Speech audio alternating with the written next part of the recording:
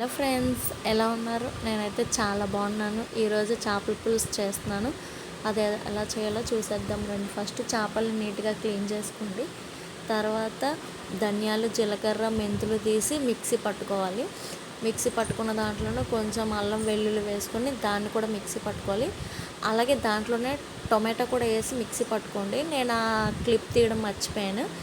తర్వాత వెడల్పటి కడాయి పెట్టుకొని దాంట్లో ఉల్లిపాయలు, పచ్చిమిర్చి వేసుకొని అలాగే కొంచెం కరివేపాకు వేసుకొని బాగా వేయించుకున్న తర్వాత ఆ మిక్సీకి పట్టుకున్న పేస్ట్ దీంట్లో వేసేసుకోవాలి. వేసేసుకొని బాగా ఆయిల్ పైకి తేలే వరకు మగ్గనివ్వాలి.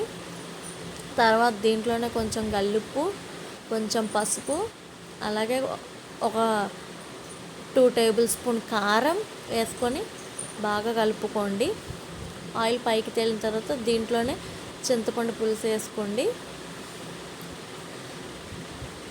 చింతపండు పులుసు వేసుకున్న తర్వాత వాటర్ వేసుకోవాలి.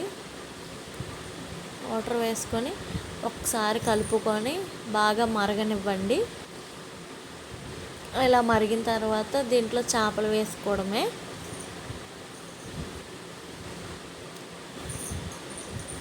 చేపలన్నీ వేసేసుకున్న తర్వాత గరిటె పెట్టి కలపకండి. ఇలా క్లాత్తో పట్టుకొని ఇలా తిప్పండి. తర్వాత మూత పెట్టేసుకొని మీడియం ఫ్లేమ్లో పెట్టి ఉడికించాలి. చేపల పులుసు ఇలా మగ్గుతుంది కదా, మళ్ళీ తర్వాత ఒకసారి ఇలా తిప్పుకోండి. మధ్య మధ్యలో ఇలా తిప్పుకుంటూ ఉండండి.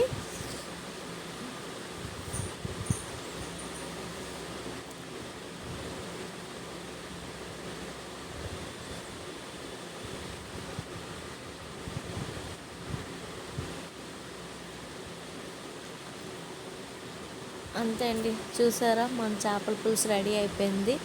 చాలా టేస్టీగా సూపర్గా ఉంటుంది. మీరు ఒకసారి ట్రై చేయండి.